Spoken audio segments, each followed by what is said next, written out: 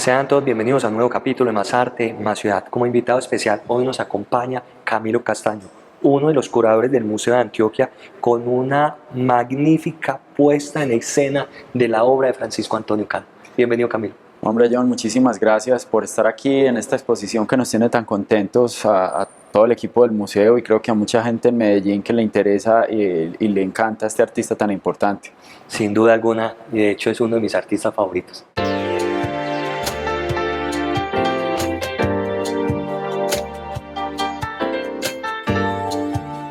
Cuéntanos, Camilo, cómo nace la idea de tener hoy esta magnífica muestra.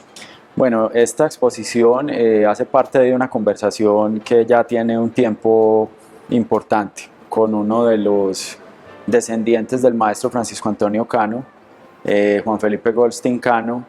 Él tiene una importante colección, un cuerpo de obras, sobre todo concentrada en dibujos y bocetos, que da pues como el inicio a este trabajo de investigación que se va a concretar en algo que lleva por nombre la creación del gesto. Y eso es muy importante porque pues el tiempo que se tuvo para hacer la investigación fue arrojando como una conclusión similar a eso, a una búsqueda por parte de este artista muy académico, de crear un gesto a través de la búsqueda de muchos bocetos, de muchos ensayos de cómo crear la escena perfecta. Y es muy importante lo que me digas, porque hoy, más que nunca, en esta era de lo digital, de la inteligencia artificial, de las simulaciones artísticas contemporáneas, jamás van a superar el gesto. Y aquí lo vemos como escenas de episodios, pequeños capítulos para llegar a la obra cúspide, ¿no? Sí, claro. De hecho, pues todas esas posibilidades tecnológicas que hay hoy lo que hacen es complementar una búsqueda que ha tenido el arte durante mucho tiempo. En el caso del maestro Cano, pues hay un trabajo enorme. La exposición lo que nos ha dejado también es la conciencia de un artista muy prolífico, demasiado trabajador, que hizo muchísimos bocetos para las cosas. Entonces digamos que en la exposición lo que entrega un poco es como el inicio de eso que vivimos hoy en nuestra era digital, y es la obra terminada es el resumen y la suma de muchas imágenes previas. Entonces pues también por eso lleva ese nombre de la creación del gesto, porque parte de mi investigación buscaba hacer evidente para los visitantes que estas imágenes son creadas, pero también no solamente las imágenes, sino que estos gestos impactaron la esfera social, como lo hacen hoy las imágenes que vemos en las redes. Porque el maestro Cano creó un reflejo de una sociedad puntual, de un momento del país a finales del siglo XIX y principios del XX, y ese reflejo necesitaba una veracidad. Entonces por eso el conocimiento académico, pero también el ensayo de la mejor posibilidad de cada escena, de cada retrato, de cada gesto. Eso se debe a su influencia, acercamiento con las altas esferas, el estudio que realiza en París. ¿Cómo puede irse emanando todo este acervo pictórico en aquella época? Todo arte que esté conectado con el momento, de alguna forma lo refleja, con un momento determinado, histórico, político, social, lo refleja, y pues eso hace que cada artista sea contemporáneo a su tiempo, y si hizo parte del discurso público, pues como en el caso del maestro Francisco Antonio Cano, pues es muy claro ese origen. Entonces la exposición tiene 3 salas, 3 espacios, digamos 3 grandes ejes. Y en el primero, que es este en el que estamos, con el que nos recibe esta pintura tan conocida, Horizontes, pues explora el arte y su rol en una sociedad cambiante a finales del siglo XIX y principios del XX, en donde hay una élite y una burguesía que quiere ser retratada, y también una sociedad que se quiere cohesionar en torno a un relato que para ese momento está muy impactado por la política, por la regeneración y luego la hegemonía conservadora. Entonces por eso vamos a ver ese reflejo de ese arte en esta sala sobre todo, un arte consagrado a la pintura de historia, como ya dije, y a las conmemoraciones del centenario de la independencia. Esta, por ejemplo, es una pintura de historia que muestra de una manera muy idealizada un episodio de la historia de Antioquia, de la colonización antioqueña, bastante idealizada. Y pues eso lo vemos también en la pintura religiosa, que era otro tipo de aspecto que vuelve a cobrar un interés a partir del momento de la regeneración. Por eso la sala también abre con un maravilloso retrato de la figura política de ese momento, que es Rafael Núñez. Entonces ese es el momento que ve surgir a Cano, y esa es la influencia que él recibe de unas necesidades de un artista que pintara la vida de una forma creíble pero idealizada. Y no es solo que ese momento impactara a los artistas, sino que ellos le devuelven ese reflejo a la sociedad. Se crea el gesto. Camilo, y hablando de Horizontes, la obra que es tan arraigada a nuestra idiosincrasia paisa, es ver un hombre pueblerino, humilde, que empieza a soñar y empieza a tener una aceptación, un apoyo, y hay una formación de academia que lo envían a Francia. Eso es bonito hoy recordar como esa parte de cómo se hace, ¿no? También se crea un gesto personal, claro. El maestro Francisco Antonio Cano nace en Yarumal, Antioquia, en 1865, y tuvo que lidiar con muchas dificultades. Eso hay que mirarlo de una forma crítica. Sí, vivió unas cosas muy difíciles, pero no es ese mismo, diría yo, pues que no es esa misma mirada hoy contemporánea de alguien que es más grande que la vida, como enmarcarlo en una superación personal. Yo pienso más bien que sí había en este artista un deseo y un objetivo muy claro de dedicarse a la pintura, pero también estuvo rodeado, se supo rodear de gente que tenía unos intereses intelectuales y como unos intereses en común. Y eso es importante entenderlo, que hay como un clima también que se va a empezar a gestar y que le tocó al maestro Francisco Antonio Cano, de desarrollo de la región antioqueña.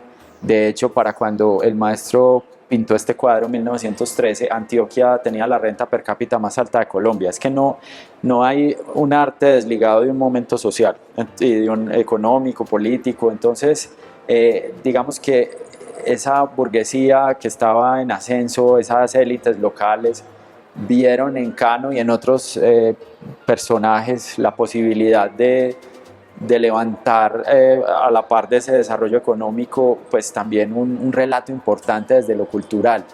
Y por eso apoyaron los estudios del maestro Francisco Antonio Cano en París, porque de alguna forma, sin eso, a pesar de que Cano ya pintaba, pues sin esa validación era muy difícil acceder a otros círculos y a otras posibilidades de hacer encargos importantes, de pinturas de gran formato, de monumentos para conmemorar hechos históricos o personajes importantes de la historia nacional.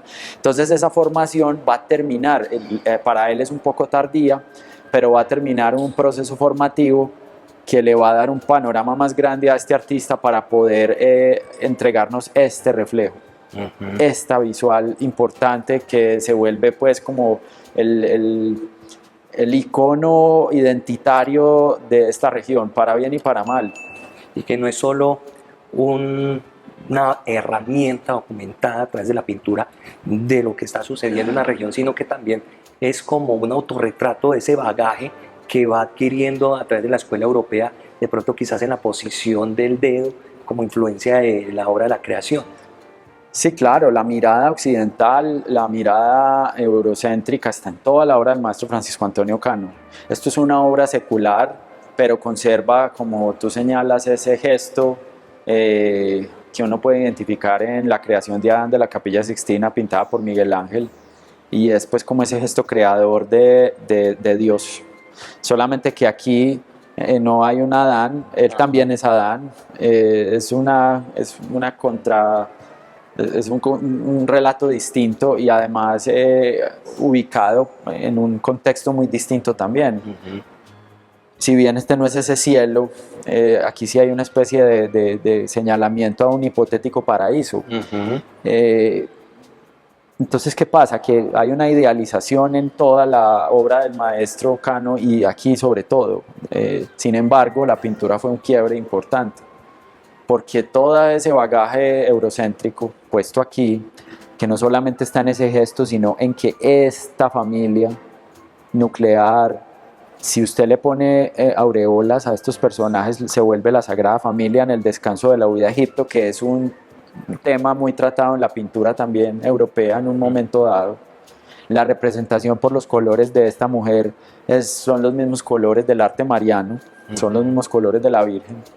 Entonces, no es solo esto, sino toda la escena, toda esta dramaturgia, todos estos gestos le confieren a esta familia un poder creador y casi sagrado, pero desde un tema secular. Por eso la imagen tiene muchas capas, tiene mucha complejidad y no se debe simplificar nunca su lectura. Entonces, claro, toda esa matriz cultural, todos esos aprendizajes están puestos aquí.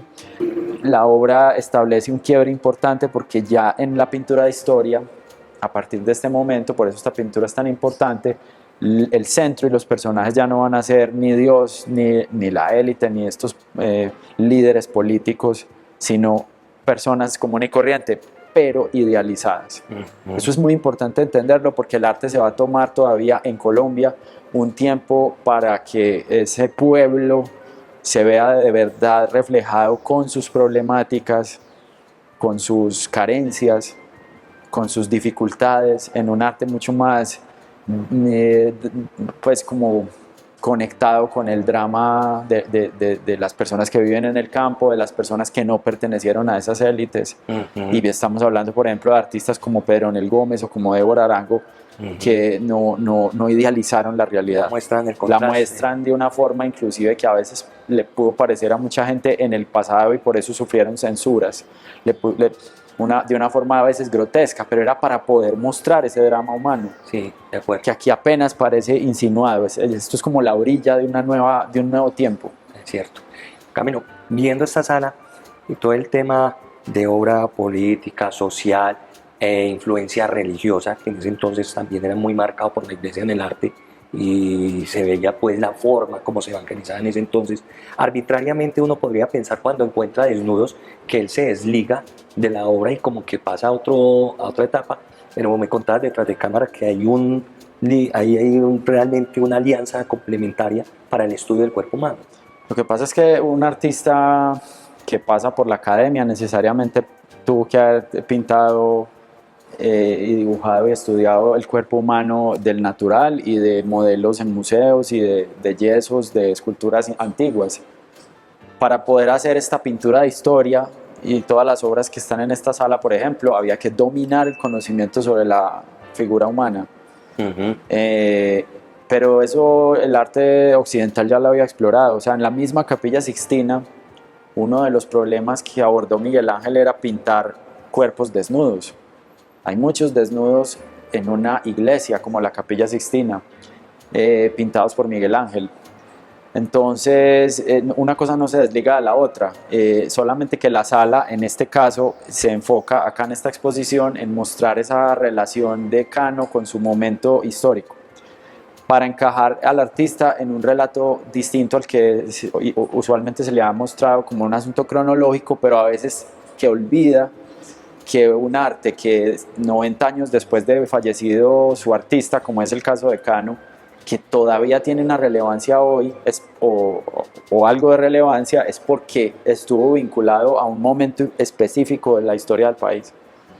Entonces eso hace que su efecto perdure en el tiempo. No es un artista que estuvo como aislado no, antes todo lo contrario, tuvo relaciones con presidentes de la República como Carlos R. Restrepo, que fue el propietario de esta obra hasta que sus herederos y su familia se la donaron al Museo de Antioquia en el año 2000.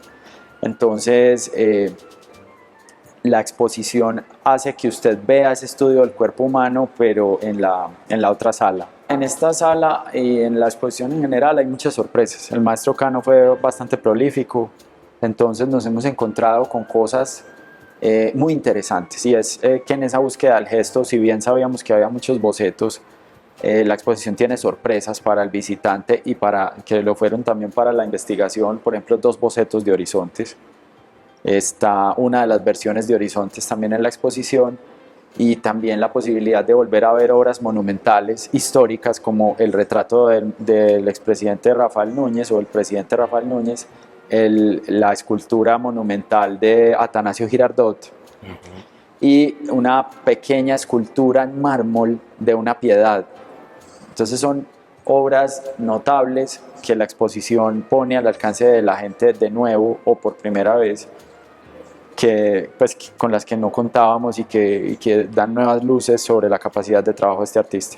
Y no pasar por alto que fue la primera escultura que un artista colombiano fundió en bronce en Colombia, porque ya habían sido hechas otras en otras partes por artistas colombianos, fundidas en otras partes. El caso mismo del maestro Cano con la escultura de Rafael Núñez, que fue fundida en Europa, pero hecha por él en Bogotá, moldeada. Entonces aquí tenemos ese primer ejemplo, esa escultura del prócer Atanasio Girardot. Bien. Camilo, pasamos a la segunda sala. Pasamos a la segunda sala. Estamos en la sala sur de las salas temporales del Museo de Antioquia con esta segunda parte de la exposición del maestro Cano, la creación del gesto, con algunas obras muy importantes de su trayectoria artística y sobre todo que expresan en cada uno de los capítulos que afronta esta sala los géneros tradicionales de la pintura, el paisaje, el bodegón, la naturaleza muerta, el retrato académico, alguna parte de la pintura religiosa.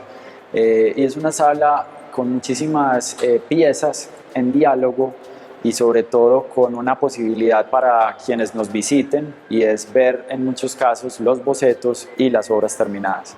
En el caso de esta pintura que nos recibe, pues se plantea como otro horizonte para los artistas de ese momento, pero también para la élite de finales del siglo XIX y principios del XX en Colombia, y era el horizonte de civilidad y progreso que planteaba la ciudad de París, de desarrollo. Entonces no solamente ir a la academia parisina implicaba para los artistas aprender a pintar y a dibujar, sino también encarnaba un montón de ideales occidentales de progreso. Y es por eso que esta obra, que le pertenece a la colección del museo La Fuente, pues nos recibe, como nos recibe en la otra sala, la obra Horizontes. Entonces, como les decía, hay un interés por mostrar acá la pintura de género con obras bastante reconocidas e icónicas del maestro Francisco Antonio Cano, como La Lavandera de Guarne. Y pues aquí se cumple lo que les decía, está uno de los bocetos de la obra, en este caso la cara del personaje principal de la escena, porque también hay otras alusiones al paisaje en estos bocetos que tenemos acá, paisajes similares que son el otro personaje de la escena, y que complementan una pintura que tiene mucha cercanía con lo que plantea también Horizontes, y es la vida cotidiana de la gente en el país, pero siempre idealizada. Tenemos también muchísimos paisajes, como ya he dicho, y hay paisajes bastante importantes como este, que muestra unas brumas y que pues no debe pasar desapercibido para quienes visiten la exposición, porque muestra a un artista que ya también, después de haber creado un gesto en el cual condensar el pensamiento de una sociedad, pues aparece también el gesto propio, el gesto de un artista que ya llega a una madurez y a una soltura que le permite representar el paisaje local o de otras partes del país de una forma muy libre, casi que con toques impresionistas. A diferencia de la Lavandera de Guarne, pues hay otras escenas de la vida cotidiana burguesa, y esto se opone un poco a esa otra visión, en una obra como Confidencias de la colección del Museo de Antioquia, bastante conocida, en donde se aprecia también en un detalle que está acá escrito por el mismo artista, cómo el artista a partir de una fotografía desarrolla esta icónica pintura. No debemos olvidar eso, que Cano es un artista que vive en un mundo en el que ya existe la fotografía, y él participó de ese mundo de la fotografía y de esos inicios de la fotografía en la región. Entonces también toda la teatralidad de la creación del gesto en estas pinturas está mediado también por la búsqueda de la imagen ideal, y esa imagen ideal también se concreta en ese momento que le toca vivir a este artista en fotografías que, si bien no gozaban del prestigio artístico, sí permitían también otra mirada más contemporánea para ese momento, de unos artistas que tenían el peso y la carga de hacer imágenes bastante veraces que reflejaran la vida idealizada, pero que reflejaran la vida. Y para poder llegar a ese ideal había que estudiar, como ya hemos dicho, en la academia, y este espacio está reservado para entender eso y para ilustrarlo de una manera que no deje dudas de la capacidad que tenía este artista para el dibujo y para la pintura del cuerpo humano. Entonces aquí tenemos múltiples ejemplos de ese estudio detallado del cuerpo humano y de la figura humana por un artista que muchas personas conocen como pintor, pero aquí vemos al consumado dibujante que exploró cada aspecto de la anatomía humana para poder componer escenas históricas, retratos que fueran similares y muy parecidos al retratado, y eso nos lleva a la parte final de la exposición, que estoy seguro que la gente disfrutará muchísimo, y es la parte en la que vemos unos notables ejemplos de la pintura del maestro Cano en paisajes, en naturalezas muertas y bodegones, y en los retratos religiosos o seculares de muchos niños y niñas. Y esto es una parte de la exposición que hemos visto que la gente disfruta muchísimo, porque pues plantea un mundo ideal. Si hemos dicho en este recorrido, en esta entrevista, que la pintura del maestro Francisco Antonio Cano nos muestra un mundo idealizado, es aquí donde se puede entender cómo ese mundo se ve idealizado de verdad. Entonces, cuando vemos estas pinturas y estos retratos de niños y niñas, vemos esa juventud planteada en estas imágenes como el estado ideal de inocencia y de pureza.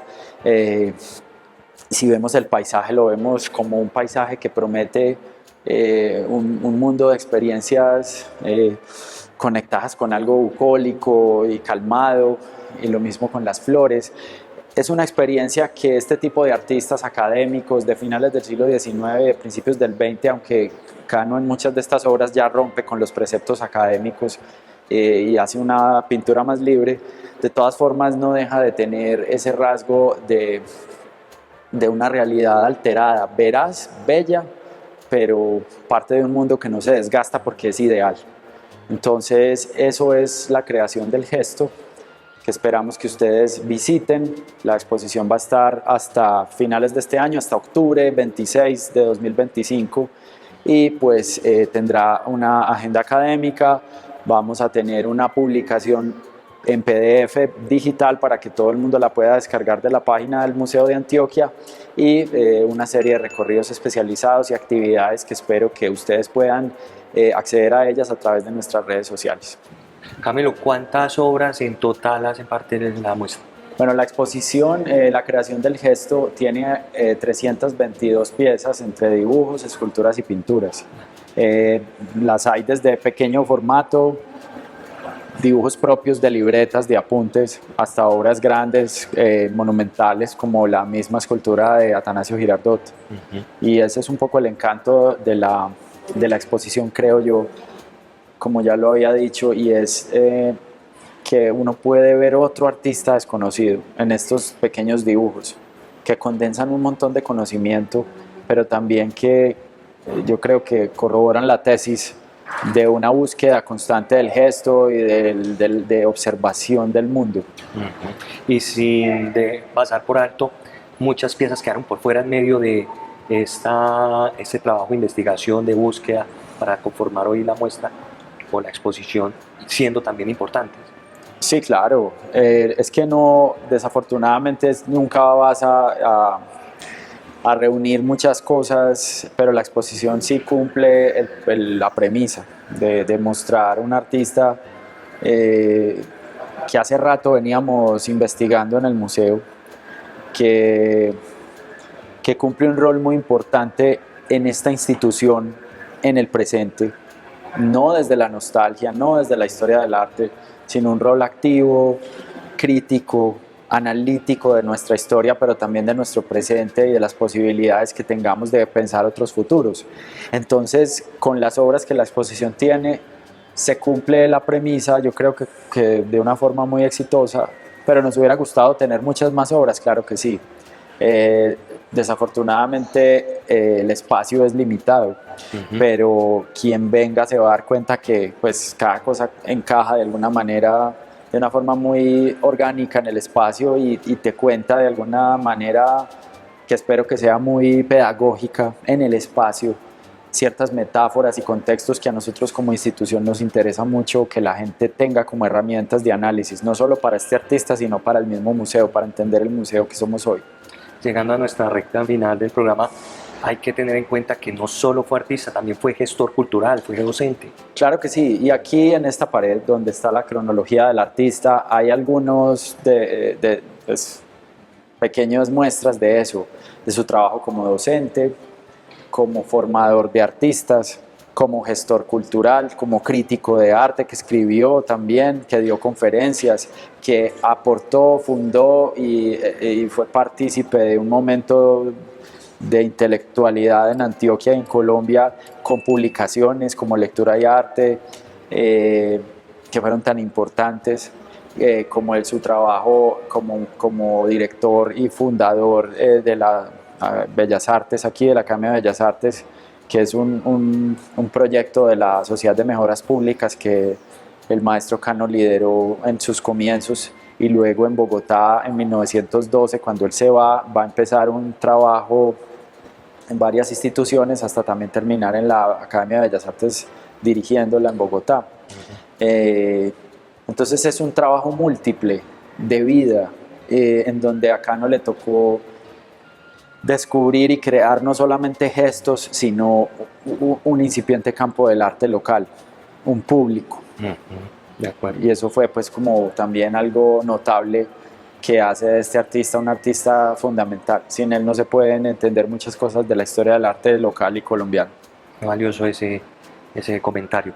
Camilo, ¿hay un circuito que incluya entre la exposición obras públicas o que estén en otras instalaciones del maestro? Claro que sí, es que la obra del maestro Francisco Antonio Cano ocupa unos lugares importantes en la ciudad y en Bogotá también.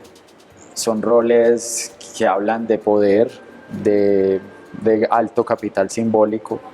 Entonces esperamos poder hacer recorridos que muestren esto en el espacio público en la ciudad.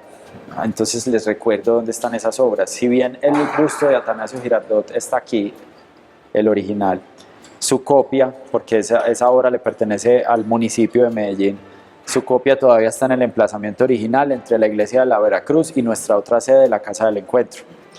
Hay una pintura monumental de la presentación de la Virgen en el templo en la actual sede principal de la policía. Hay otra gran obra que se llama el Cristo del Perdón en la Catedral Metropolitana. Hay otra imagen religiosa en el Paraninfo de la Universidad de Antioquia. Hay otra muy importante en la playa, que es el busto de Fidel Cano. Está el Palacio de Bellas Artes como testigo de su trabajo como artista, profesor, docente, entre otras. La iglesia de San José. La iglesia de San José, el bautizo de Cristo, la fuente que está afuera también en esa iglesia. En Bogotá. Está, por ejemplo, en el cementerio central, la tumba de Simón Araujo. Está también la estatua del presidente Rafael Núñez, que es una obra monumental, muy ambiciosa. Está la pintura del Ejército Libertador y Bolívar en el cruce por el páramo de Pisba, en la Casa Quinta de Bolívar, aunque en este momento no está para el público. En el Museo Nacional también hay obra de este artista. Entonces, hay unas posibilidades grandes de conocerlo y pues trataremos en el museo de hacer algún recorrido para la gente que implique no solamente ver la exposición, sino ver la presencia del maestro Cano en la ciudad. Estaremos muy atentos a todo este tipo de programación tan enriquecedora culturalmente. Gracias, Camilo, por acompañarnos. Muchas gracias a ustedes y pues renovar la invitación para que visiten la exposición y visiten el Museo de Antioquia, que esperamos que sea de su agrado y que permita conocer mucho más de este artista, de su contexto y de las intenciones puestas en sala por parte del museo. Muchas gracias. Gracias. Y ustedes sigan conectados con más arte, más ciudad. Chao, chao.